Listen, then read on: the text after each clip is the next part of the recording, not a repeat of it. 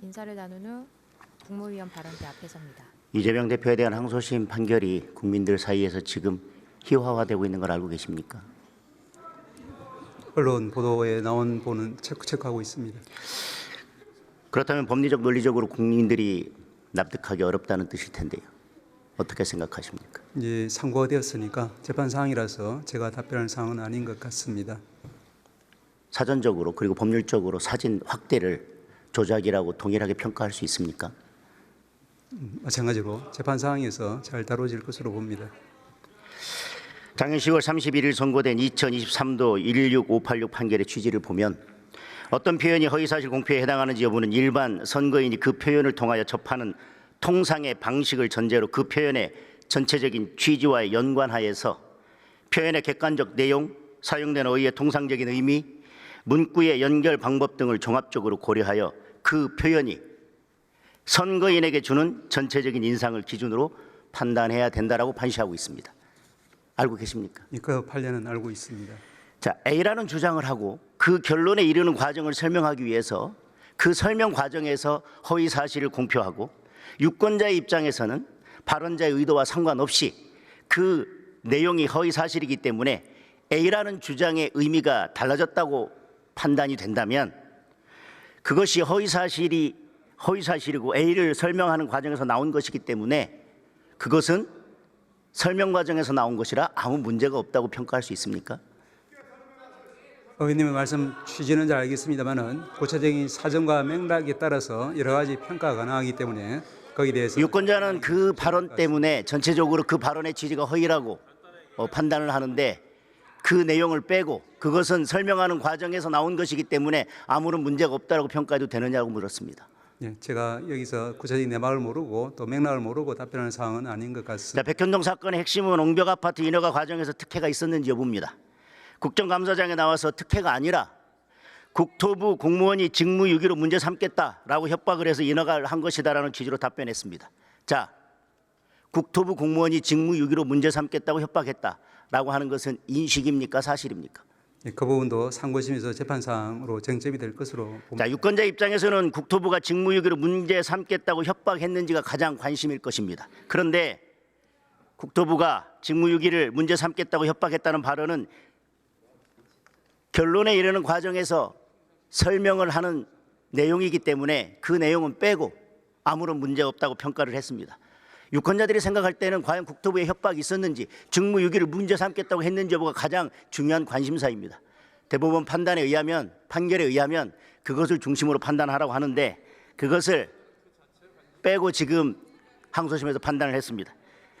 자, 이것이 문제되지 않는다고 판단한 것은 마치 왜 상한 생선을 팔았냐라고 따졌더니 생선살은 다 발라내고 가시 만들고 오히려 멀쩡한데 어디가 상했냐고 따지는 것과 똑같은 것입니다.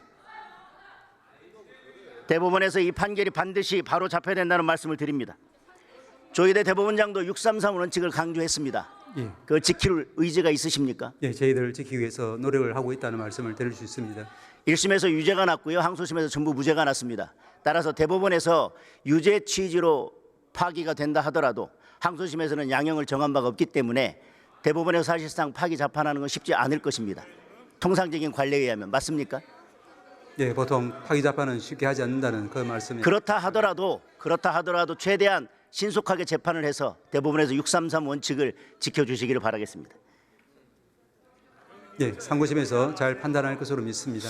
대통령에 대한 구속 취소 사건에 대해서 인용 결정이 내려졌습니다. 그리고 인용 결정 이유 중에는 공수처의 수사권에 문제가 있다, 의문을 제기한 부분도 있습니다. 맞습니까? 그렇게 알고 있습니다. 자, 구속 취소는 본안 재판부에서 결정을 했습니다. 따라서 이 구속 취소를 한 본안 재판부에서 내란죄에 대한 본안 재판도 할 것입니다. 맞습니까?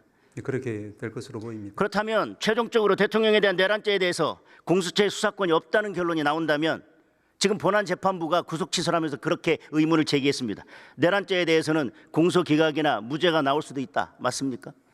재판 사항이라서 제가 그 부분에 대해서는 구체적인 언급하기는 적절치는 자, 이 부분에 대해서 행정처장은 작년 12월 9일 법제사법위원회에 출석해서 일단 공수처가 신청한 영장은 발부해 주는 것이 맞지 않느냐라는 정청래 위원장의 질의에 대해서 이렇게 답변하셨습니다. 아시다시피 비상계엄이나 내란죄 위반하는 것이 지금 국가적으로 중대한 사안으로 된 상황에서 군 검찰을 포함해서 검찰, 공수처, 경찰이 서로 수사권을 주장하는 이런 비정상적인 상황이 계속되고 있는 부분을 저희들로서도 굉장히 안타깝게 생각을 합니다. 그런데 이것이 수사에 그치는 것이 아니라 종국적으로는 공소 제기의 절차적 적법성이나 또 증거 능력 문제로까지 이어지기 때문에 저희 사법부로서도 아주 중요한 문제로 생각하고 있습니다라고 답변한 적이 있습니다. 맞습니까? 예. 이미 12월 9일에 행정처장은 지금 공수처의 수사권이 문제가 있을 수 있다는 부분을 지적했습니다. 자, 최종적으로 내란죄에 대한 공수처의 수사권이 없다라는 것이 확정이 된다면 결과적으로는 대통령의 체포 구속은 불법 구금이 되는 것입니까? 그 부분은 재판 상황으로 본안 판단을 통해서 잘 이루어질 것으로 생각합니다. 자, 공수처의 수사권이 없다면 수사권이 없는 기관에서 수사를 한 것이고 체포 구속을 한 것입니다. 불법 구금 아닙니까? 역시 재판 상황이라서 답변하기는 적절. 자, 그렇다면 대통령은 결과적으로 불법 구금된 상태에서 탄핵 심판을 받은 셈이 되는 것입니다. 맞습니까? 의원님 말씀 취지는 알겠지만 역시 재판 상황인 것 같습니다. 자, 일반적으로 형사재판에서 불법 구금 상태에서 재판이 진행되면 그 재판의 효력은 어떻게 됩니까? 뭐 거기에 대해서는 이제 여러 가지 이제 증거 능력 문제라든지 또 공소제기 절차의 적법성 문제라든지 이런 부분들이 일반적으로는 문제는 될 수 있겠습니다. 자, 수사권도 없는 수사기관이 불법 구금 상태에서 수집한 증거의 증거 능력은 어떻게 됩니까? 예, 그 부분에 대해서도 동일한 말씀을 드릴 수 있을 것 같습니다. 자, 그 증거를 탄핵 심판에서 가져다 썼다면 증거 능력은 또 어떻게 됩니까? 그 부분은 헌법재판소에서 판단해 줄 것으로 생각합니다. 자, 내란죄가 탄핵 소추의 90%를 차지하는 탄핵 재판에서 이런 상황과 전혀 무관하게 탄핵 심판의 결론이 내려질 수 있다고 생각하십니까? 예, 헌법재판소의 재판 사항에 대해서 제가 말씀드릴 위치에 있지 않습니다. 예, 들어가셔도 좋습니다. 천대엽 법원 예, 공수처장 앞으로 나오십시오. 이었습니다. 화면 왼편에는 국무위원이, 오른편에는 국회의원의 모습이 이분할된 채 보여지고 있습니다. 현재는 국민의힘 장동혁 의원의 현안 질문 상황입니다. 자, 내란죄 구속 요건인 국헌 문란의 목적과 관련해서 공소장을 보면 대통령에 대한 내란죄 관련해서입니다. 국민주권제도, 의회제도, 정당제도, 선거관리제도, 사법제도 등 자유민주적 기본 질서를 파괴하려고 했다라고 공소장에 명시했습니다. 맞습니까? 공소장을 그대로 가져왔습니다. 그리고 그 근거로 국회의원, 정치인 등 주요 인사를 영장 없이 체포, 구금하려고 했고 국회를 무력화시키려고 했다는 사실을 그 주요 근거로 적시했습니다. 맞습니까? 네. 그리고 주요 인사를 영장 없이 체포, 구금하고 국회를 무력화시키려고 했다는 사실에 대한 주요 증거로 이를 뒷받침하는 핵심적인 증거로 홍장원의 메모와 진술 그리고 곽종군의 진술이 있습니다. 맞습니까? 뭐 그런 걸로 알고 있습니다. 중요한 증거고 핵심적인 증거입니다. 맞습니까? 네. 공소장을 그대로 가져왔고요. 공수처에서 제출한 증거를 제가 바탕으로 묻습니다. 그렇다면 그 진술, 홍장원의 곽종군 진술 빼고 홍장원의 메모를 만약에 뺀다면 이에 대해서 가장 직접적이고 객관적인 다른 증거가 뭐가 있습니까? 그것이 가장 직접적이고 객관적인 증거 아니었습니까? 뭐 저희들이 그 내란죄 수사한 바에 의하면 여러 가지로 뭐 증거가 차고 넘치는 그런 상황이었습니다. 예. 자, 만약 내란죄에 대한 공수처의 수사권이 없다고 최종 결론이 난다면, 자, 수사권이 없다고 계속해서 저희들이 문제 제기를 했습니다. 그런데 수사를 진행했고 체포 구속까지 했습니다. 그런데 지금 법원에서도 수사권에 문제가 있다고 해서 구속 취소를 했고요. 최종적으로 본안에서도 그렇게 결론이 난다면 공수처가 3,000명을 동원해서 헌법기관이 현직 대통령을 불법으로 체포한 것은 결과적으로 어떻게 평가받아야 됩니까? 공수처장님. 의원님, 그에 관해서 제가 간략하게 말씀드리겠습니다. 본건 불법 비상계엄 선포로 인한 내란 행위는 대통령이 군 통수권과 행정부처에 대한 지휘감독권을 남용한 직권남용 권리 행사 방해죄와 국헌을 물러나기를 목적으로 폭동을 일으킨 행위에 적용되는 일반적인 내란죄로 이루어져 있습니다.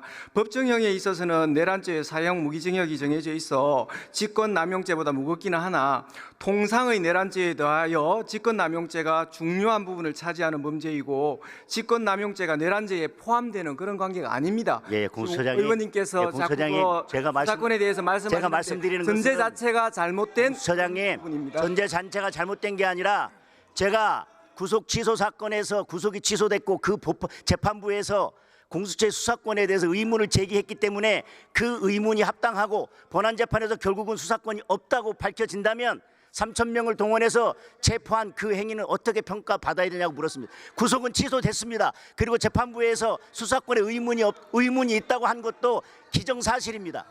의원님, 저의 견해를 말씀드린 것이 아니라 서울 예. 서부지방법원과 서울중앙지방법원의 5분의 판사님에 의해 그 가지고 이후에 최종적으로 수사권이 구속 취소가 명확하게 됐습니다. 인정된 사안입니다. 그 최종적으로 부분에 대해서 구속 취소가 참 됐습니다. 지났는데 자꾸 그 말씀하시는 들어가셔도 것이 좋습니다. 너무 들어가십시오. 말씀이 합당하지가 들어가십시오. 않습니다. 예.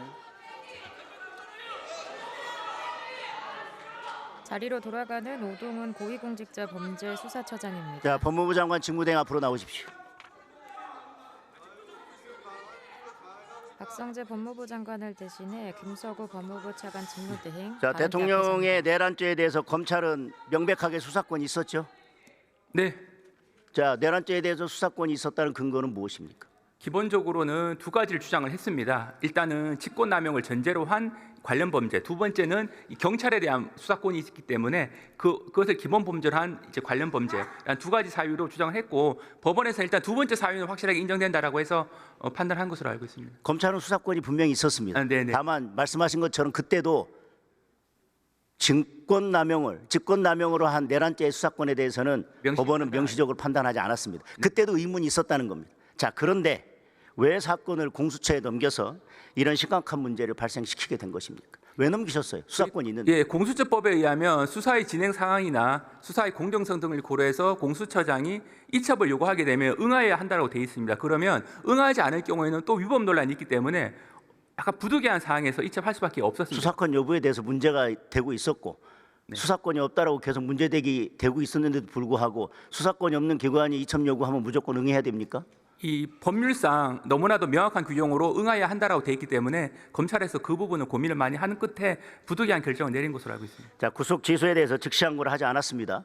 즉시 항고가 위헌 소지가 매우 높고 또 하나 법원이 단순히 구속 기간 계산에 관한 것뿐만 아니라 공수처의 수사권 자체를 문제 삼은 것도 포함되어 있기 때문에 즉시 항고하지 않은 것이 맞습니까? 네, 맞습니다. 그까지 종합해서 약간 소송 전략적인 측면에서 본안 재판에 집중하는 것이 타당하다라고 수사팀 판단한 것으로 알고 있습니다. 자, 구속기간 계산에 관해서는 검찰의 의견과 다르다고 그랬고 그것에는 수용하기 어렵다고 네, 했습니다. 그렇습니다. 네. 그렇다면 구속 취소를 하면서 법원이 공수처의 수사권에 대해서 의문을 제기하고 있는 그 법원의 견해에 대해서는 어떤 입장이십니까? 기본적으로 이제 그 부분은 이제 그 수사와 기소 과정의 위법성 논란과 관련된 부분입니다. 근데 기본적으로 검찰에서는 수사와 기소 과정에 대해서는 위법하지 않다라는 입장을 하고 계속 유지하고 있고 그래서 본안 재판에서 수사와 기소 과정에서 위법성 없다라는 부분을 계속 주장하고 입증할 예정인 것으로 알고 있습니다.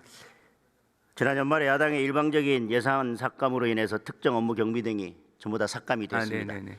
그리고 민생과 국민 안전을 책임지고 있는 검찰로서는 수사에 여러 가지 지장을 받고 있을 텐데요. 지금 어떤 상황인지 좀 자세히 말씀을 해주십시오. 네, 그 특할비 외에 특정 업무 경비는 한 507억 정도가 전액 삭감이 돼서 지금은 전혀 지급이 안 되고 있는데 이 특정 업무 경비는 기본적으로 이제 급여에 해당하는 부분이 일부 있고 그 외 부분은 거의 대부분이 다 카드로 증빙이 다 되는 부분입니다. 그런데 지금 저희가 확인을 해보니까 이 저희가 수사라고 하는 영역은 굉장히 넓고 이 유죄 판결이 확정돼서 도망다니는 자유형 미집행자에 대한 검거 부분도 넓은 의미에서 수사에 해당하는데 이 부분도 금년에 들어서는 굉장히 많이 줄었습니다. 이 30%나 줄었는데 물론 이제 여러 가지 이유가 있겠습니다만 제가 봤을 때는 이른바 이제 수사 경비 부분이 상당히 큰 역할을 하고 있는 것으로 보여서 최소한의 수사 경비 정도는 지원이 필요하다는 입장입니다. 만약에 추경이 논의가 된다면 지금 말씀하신 것처럼 수사에 꼭 필요한 수사 경비 이런 부분들은 추경 편성을 통해서 민생 침해 범죄가 수사가 그런 범죄에 대한 수사가 정상화되도록 해야 된다고 생각을 하는데 직무대행님의 의견 어떠신가요? 네, 그 부분은 꼭 이번에 추경을 통해서 반영되기를 희망하고 있습니다. 헌법재판소 사무처장님 앞으로 나와 주십시오. 예, 직무대행 들어가도 좋습니다. 인사를 나누고 자리로 돌아가는 김서구 법무부 차관입니다. 민주당처럼 시간을 오버하지는 않습니다.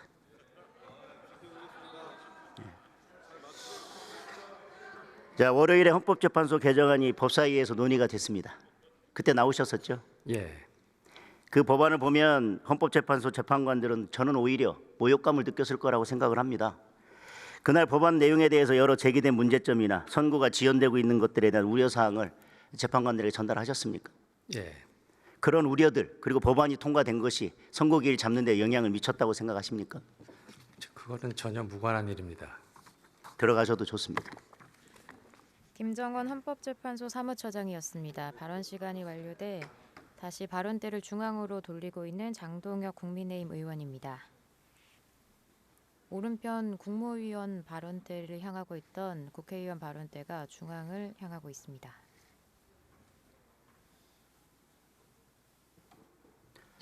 예, 이상 질의를 마치겠습니다.